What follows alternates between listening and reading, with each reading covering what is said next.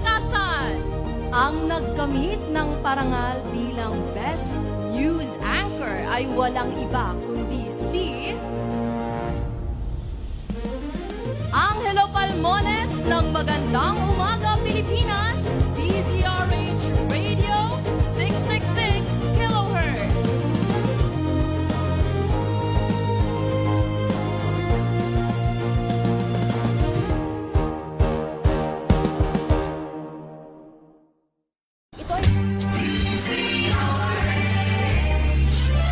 DZRH, a proud member of MBC Media Group. Bagong balita, bagong impormasyon. Kasama si Kuyang Angelo Palmones. Magandang Umaga, Pilipinas!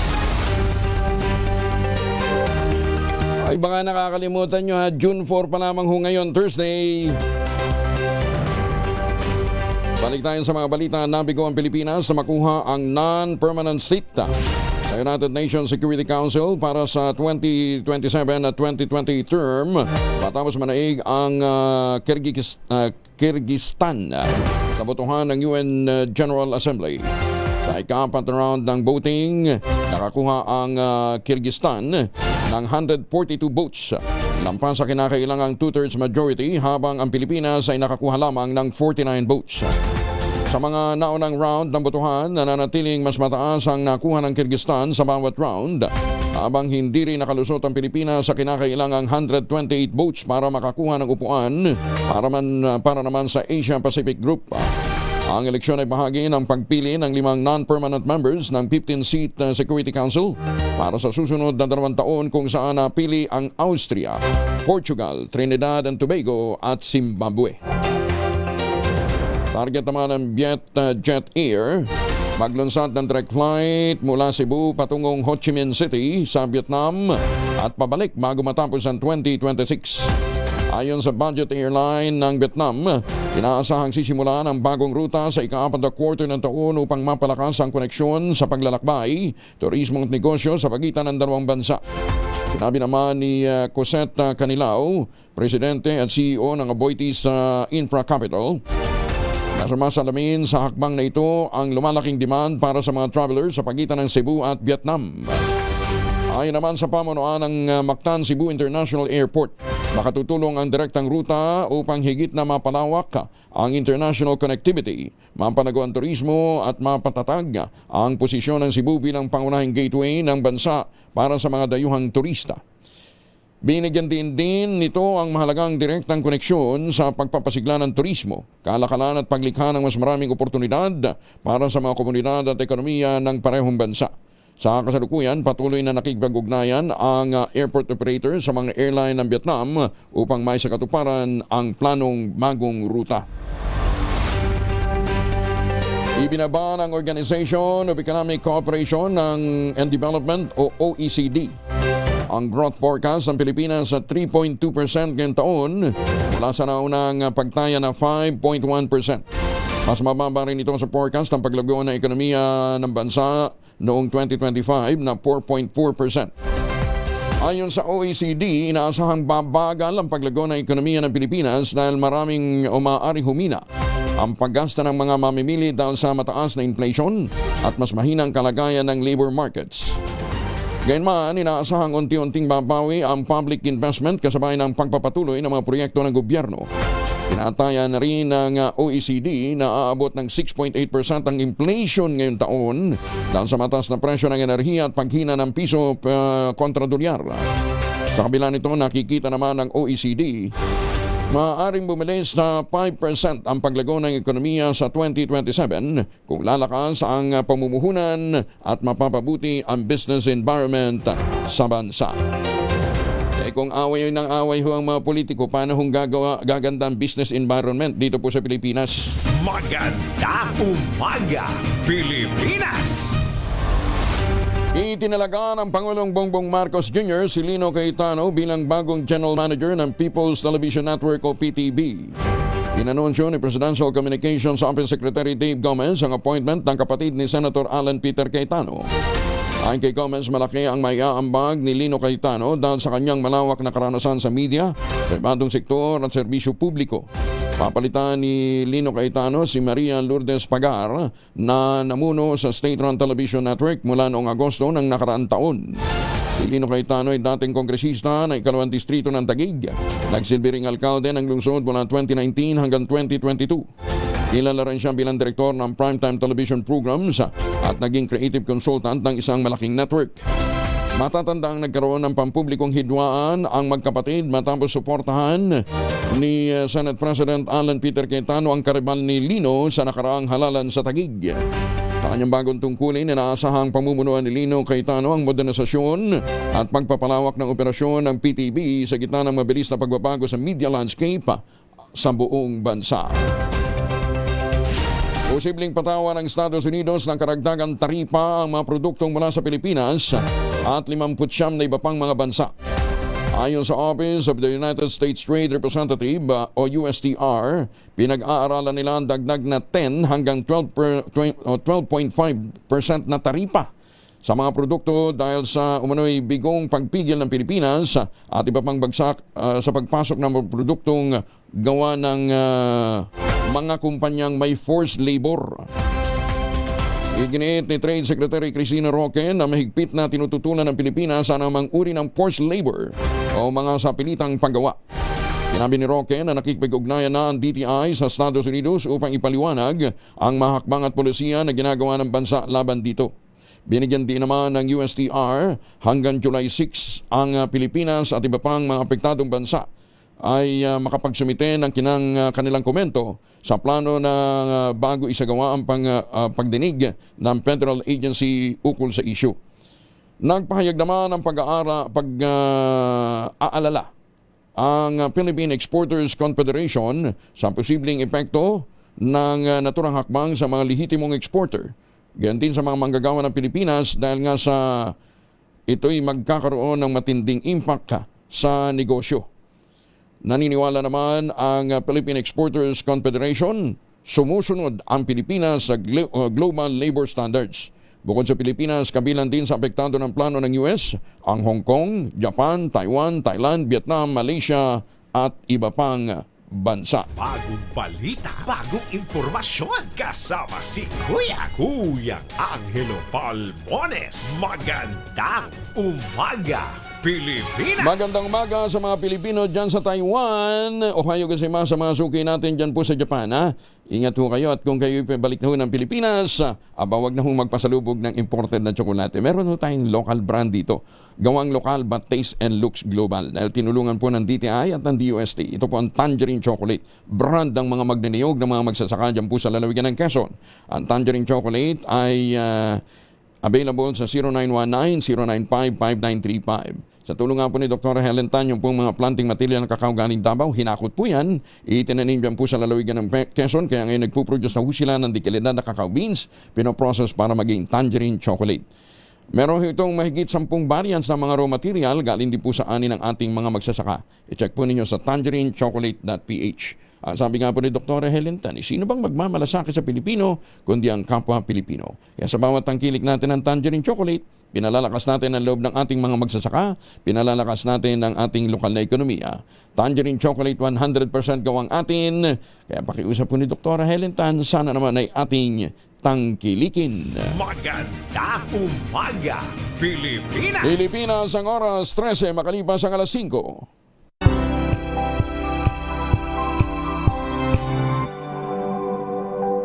Wow, ang saya. Isang barangay na labada, puro mancha pa. Goodbye, pahinga. Mommy, isang laba lang yan sa Pride Bar Blue. May powerful stain-away enzymes na malupit sa dunit mancha. At di masakit sa kamay. Isang laba lang yan. Hello, pahinga. Hello, Pride Bar Blue. ACS. Tanggaling-galing mo Smart dishwashing paste ko Pritong ulam na masebo Plato o kaldero Tanggaling for everyday Ganyan pag Smart ang dishwashing paste. May double tanggaling formula. Tanggal ang sebo, tanggal ang bakterya. Pahit para walang bahid, linis fantastic sa metal at plastic. Number 1 ko to. Tanggaling-galing mo, Smart Dishwashing Paste. ACS. Sa lahat ng bagay, simula pa lang, siguraduhing max protection na. Kasi pag kulang ang proteksyon, baka madaling masira. Sa ngipin, dapat may max protection din. Max sa alaga ng Unique Toothpaste. With Max Protect Formula, help stop cavities before they start, while keeping breath fresh. Try Unique Maximum Fluoride Protection. Para max sa alaga, max protektado. ACS.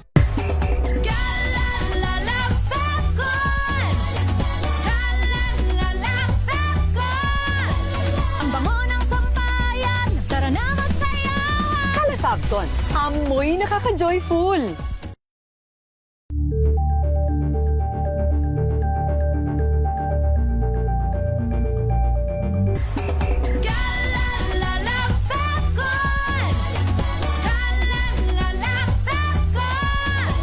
Ang bango ng sampayan, tara na magsayawan. Calefabton, amoy nakaka-joyful.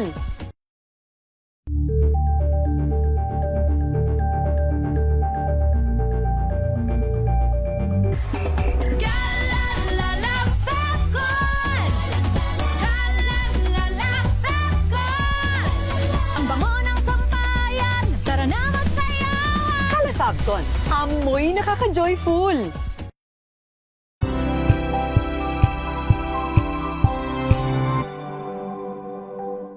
Tumunog na ang gantingan para sa kalikasan. Ang nagkamit ng parangal bilang Best News Anchor ay walang iba kundi si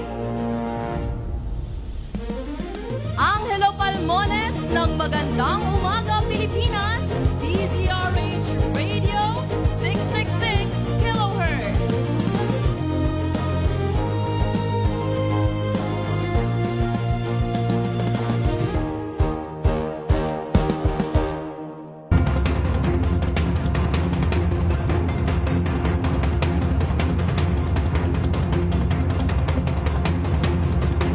Impormasyon kasama si Kuyang Angelo Palmones. Magandang umaga, Pilipinas! Pilipinas, ang oras, 16 na minuto na makalipas ang alas 5 na umaga. Kasama na natin si Attorney Romy Macalintal. Ito ay batikang election lawyer, ano ha?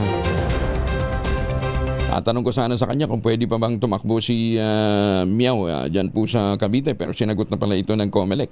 Sabi ng COMELEC, kahit siya na-expel sa Kongreso, in-expel lang siya bilang miyembro, pero walang bar para siya tumakbong muli.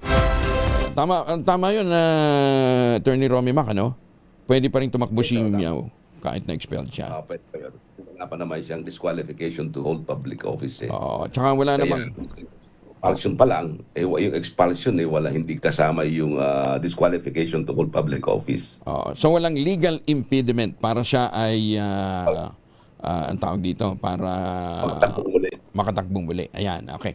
Wala ring legal impediment sa anumang gagawing mga pagdinig ng impeachment court sa kaso ni Inday Sara kahit na may mga pagbabago sa Senado. Well, wala rin naman, basta ando ng majority ngayon, tuloy-tuloy naman ang hearing na yan kay Sara, at hindi naman po pwedeng makagambala sa pagdinig. Magkakaroon lamang ng problema kung sakaling magkaroon ng matapos ang impeachment trial at ganun pa rin ang kailang composition, paano na ngayon yung 2/3 vote to convict or to acquit the impeachable official. 2/3 based on na 24 or 22? Yes, magiging based on the 24 dahil sa all members of the Senate. Kaya medyo magkakahirapan yan. Kaya nga dyan sa impeachment na yan, kahit na magkaroon ng mga resignations o baka inhibitions, laging pabor sa impeachable official. Kasi yung threshold na 16 ay dapat ma-reach kapag para magkaroon ng conviction. Okay. ginagawa ng majority na talagang ma-maintain nila yung enough number of votes para mapatunayan yung pagkakasala or conviction ni ng Vice President. Okay. Teka muna, di ba ang sabi sa balita, meron siyang motion to dismiss? Kung wala naman palang wala namang magiging numero, why off to dismiss? Para magkaroon din siya ng Wala pagkakataon. naman. Pero I don't know, with respect, due respect sa mga nagbabalita noon, wala akong nakitang motion to dismiss. Wala ang ba? nasa kanya petition ay prayer to dismiss the petition. Ang ibig sabihin noon ay pagkatapos ng trial, saka hinihingi niyang ma-dismiss ang nasabing kaso. Magkaiba ba yun? Iba kasi yung, alam mo, yung Angelo, ay yung sa mga hindi lawyer, akala nila porket nagkaroon ng prayer to dismiss, ay didingking kagad yung issue ng dismissal. No. Ang ibig sabihin, regular lang yun, ordinary yun sa isang pleading. Kapag ikaw ay sumagot, sasabihin mo yung mga defenses mo, yung mga sinasabi mong hindi walang jurisdiction, ganyan. Then at the end of the prayer, you pray that after considering all the facts and the laws of the case, the same be dismissed for lack of merit or for ever reason na stated in your allegations in the pleadings. Kaya yung sinasabi nilang magkakaroon daw ng immediate dismissal, hindi yon. Kasi unlike in the case nung panahon ni Joseph Estrada at saka ni Chief Justice Corona, in both cases, nag-file sila ng motion to dismiss incorporated doon sa kanilang answer. Okay. Sa answer nila, answer with motion to dismiss and preliminary hearing on the motion to dismiss, parang ganon. Kaya dito sa kay Sara, ang kanila answer lang, walang mga motion to dismiss. Kaya yung sinasabi nila magkakaroon daw ng immediate dismissal ay hindi dahil sa ang nakalagay mismo sa sagot ni Sara, nakahanda siya sa trial. And as a matter of fact, sinabi niya na, I reserve the right to present additional evidence as the trial progresses. So, in other words, nakahanda siyang magkaroon ng trial. Ayun. Kaya magkakaroon dahil sa hindi madidismiss kaagad, hindi po pwedeng magkaroon kaagad ng dismissal.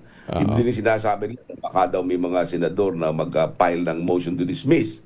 Hindi po pwede naman yun. The senators cannot take the cudgels for the defendant. Kasi ando naman sila para dinggin ang kaso at gumawa ng paghuhusga o ng desisyon. At hindi para gumawa ng isang motion in favor of one party or the other. Ayan. Kaya mabuting kausap po yung mga talagang nakakaalam.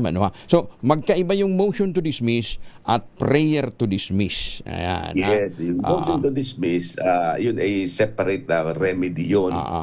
Na hinihingi niya na immediately o bago pa man magsimula yung mga presentation of other evidence, dinggin na kagad ng kailang motion to dismiss. Maaari sabihin for lack of jurisdiction or lack of cause of action. So, itong mga bagay na ito yung mga preliminary na baka sakaling makalusot at pagbigyan ng korte. Okay. Pero hindi ay pagbibigyan kagad yun. Just like in the case ni Estrada at saka ni Corona, while they filed a motion to dismiss or incorporated a motion to dismiss sa kanilang answer, hindi naman yung pinagbigyan, kaya natuloy din ang trial ng kanilang mga impeachment cases. Another legal issue naman, yung away ngayon dyan sa Senado. Tama ba yung ginawa ng 12? Well, tama yun. Politically and legally sa akin, tama yun. Sapagkat lumalabas nga ngayon, nagkaroon sila ng majority dahil sa naging 12 sila. Dahil sa ang pinalabas sila dito, parang they just adopted yung kaso noong 1949 case pa ito, Angelo, yung Avellino versus Cuenco Doctrine, na doon sa kaso, yung parang parehong-pareho dito na 24 na senador sila, pero yung isa ay nasa hospital at yung isa ay nasa US. Parang walang pinagkaiba sa atin ngayon na 24 sila, pero yung isa ay nagtatago at yung isa naman ay nakakulong. Kaya pareho silang hindi makapag-function. So ang nangyari dyan, pinagbigyan ng Korte Suprema na dahil sa yung dalawa ay hindi po pwede talagang physically, cannot be physically present. So they considered yung 22 as a valid quorum, valid basis to determine a quorum. Kaya based on that particular decision ng Korte Suprema, ginawa nila yung nangyari kahapon.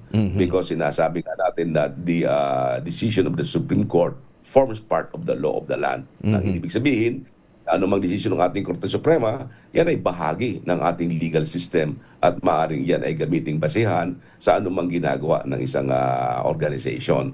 Kaya until and unless that the doctrine is revised or mabago, ay yan pa rin ang mananatili. Pero siyempre naman, hindi naman natin maiiwasan na I'm sure bilang isang abogado, yan si Senator Cayetano, ay maghahain din siya ng kaukulang petisyon maaari sa Korte Suprema on a co-warranto petition. Maaari niyang i-question ang nasabing nangyari, i-question yung nakaupong acting Senate President on a co-warranto petition. Although ina-acknowledge din naman ng kasalukuyang liderato na ang inelect lang nila ay pre tempore.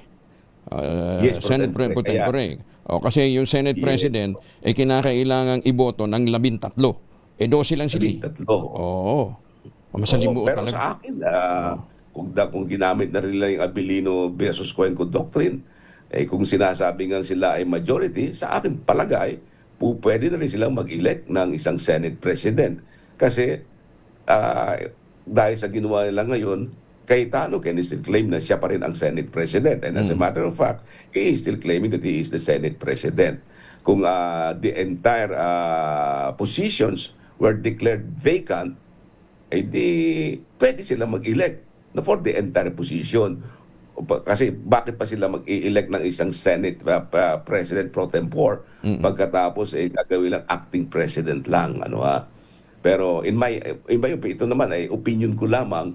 Pero kung ako nandun doon, halimbawa, I would insist na mag-elect tayo ng hindi lamang acting president kundi ng isang Senate President. And until and unless that decision of the body is disallowed by the Supreme Court, ay siya pa rin mananatiling isang Senate President. Ang dami sakit ng ulo ng Supreme Court nito ngayon pagka Kaya nagkata. Supreme Court dito. Kasi sila ang final arbiter dyan Sila ang final arbiter. Kaya sila naman ang bahala. Sila sabi nga siguro, magtrabaho naman kayo, sumama kayo sa nangyayari sa amin. Kaya yan hanggat hindi nababago ng Korte Suprema na sabi decision, it still stands. Kasi that is a political undertaking. Pero alam mo, doon sa Abilino versus Cuenco Doctrine, sinasabi na when the function of the government is being threatened by this kind of political dynamics, dapat they should come in. Actually, yung nangyari yung sa Abilino versus Cuenco, nung una nga dinismiss nila yun for lack of jurisdiction. Pero on a motion for reconsideration, na pag-isip-isip ng Korte Suprema noon, teka muna, ay delikado naman taong bayan kung pababayaan natin. The functioning of the government is under threat. Kaya ang ginawa ng Korte Suprema, they took jurisdiction and they ruled on the issue. Pero Kaya, hindi po pwedeng moto proprio sila mag-rule on that. Kinakailangan magpetisyon. Mag-co-warranto petition. Kailangan merong actual petition. And until na ito ay overturn nila o baguhin nila, ay mananatiling acting Senate President si Sherwin Gatchalian. Pero napakaganda nito, sapagkat ako ay naniniwala na, alam mo yung ginawang yan ng minority, na ngayon ay majority, yan ay tinatawag kong lagi na in desperate times, call for desperate measures. Yung may tinatawag tayo sa history na mga doctrine of necessity. Na kung kinakailangan gumalaw, let us set aside all technicalities. It may be not legal pero it is practical under the circumstances na dapat na umaksyon sila. Hindi naman pwedeng habang buhay na lamang na ganoon, di ba? Na parang hostage tayo ng majority. The tyranny of the majority should not prevail over the interest of the people. Kailangan kung ano ang kararapat-dapat sa taong bayan, ayun ang dapat nilang gawin. Katunayan, palagay ko marami sa ating taong bayan ang natutuwa na umaksyon ng mga ito. Sino ba ang ating papamura? Siyempre, kung sino ang nagtatrabaho, doon tayo matutuwa. Ay kung ayaw magtrabaho ng Cayetano Group, paano na matutuwa ang tao sa kanila? At ano ang kanilang katatakot para sila ay humarap sa Senado, di ba? Ayan, okay. Pero sana nga po itong impasse na ito, itong break ng impasse na ito, maging daan for truth. 'Di ba? Kasi sinasabi nila kaya ayaw umattend ng grupo ni Cayetano para matuloy yung hearing ng Blue Ribbon Committee mamaya. Itong bagong leadership naman ng Senado sinasabi hindi sa Lunes na 'yan, 'di ba? Regardless kung anong araw. Yan ang magandang abangan natin mamaya kasi committee lamang yan, no? So, papaano kung dumating yung committee nung kay PIA, no? Oo. Paano kung sila mag-convene? Sila ba'y pagbibigyan? So, nandyan natin makikita ngayon yung galing itong si Acting Senate President Gatchalian. Kasi being Senate President, he has the control and supervision of all activities in the Senate.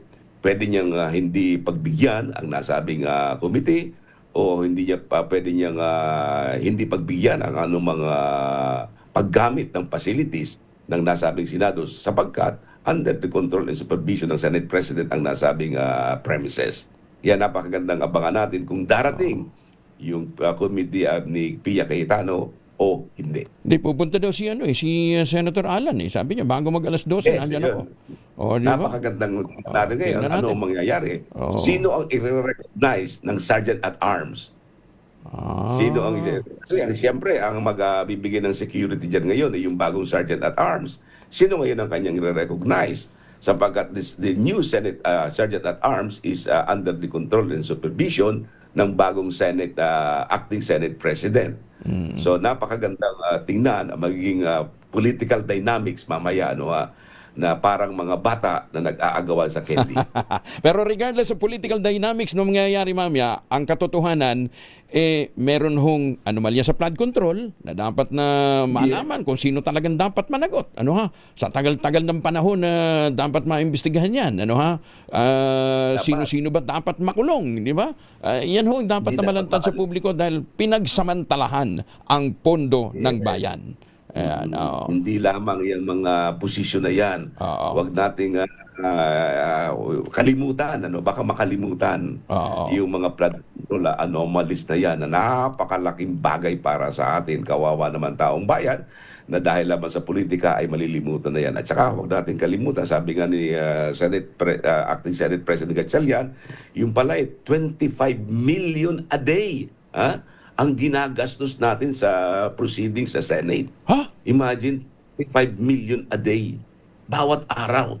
Yung 2 araw na nakalipas na hindi nagkaroon ng sesyon, 50 million ang nagastos nila. Ang nawaldas, nasayang. Nawaldas, oo. So, sa araw-araw na hindi sila magtatrabaho, ganoon kalaki. Kawawa naman. Napagsamantalahan na nga tayo doon sa flood control. Ito na naman.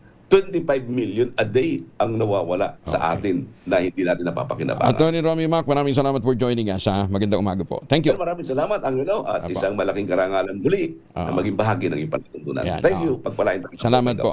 Doon sa mga nagsasabing, Angelo, bias ka, Angelo, DDS ka, alam ho ninyo, dito ang gusto lang naman natin talagang malaman. Kasi anong katotohanan? Truth kasi kuminsan subjective, di ba? Kung sino yung gustong maglabas ng pananaw niya, gusto niya yun ang totoo sa kanya. Doon sa kabila naman, gusto niya rin totoo niya. Eto, balance ho tayo. Kunin ho natin sila pareho-reho. Ilabas ho natin ang mga balita. Ayan, yun ho ang DCRH, di ba? Walang kinikilingan, Lahat ilalabas ho natin dito. So, abangan mamaya, anong mangyayari, Diyan po sa Senado kapag dumating si Senator Alan Peter Cayetano kasama si Senator Pia Cayetano para sa sinasabing pagpapatuloy ng pagdinig ng Blue Ribbon Committee hearing. Ayan, pero ang sabi ho naman ni Senator Gatchalian, hindi, sa Lunes na yan. Abangan ho natin. Magandang umaga, Pilipinas! In the meantime, mataas ang presyo ng bigas, marami hong nagugutom. At ang malungkot na katotohanan, may paparating na malakas na El Nino. Ay, Diyos may buhay to. Pagka naman talaga politika ho na pag-usapan.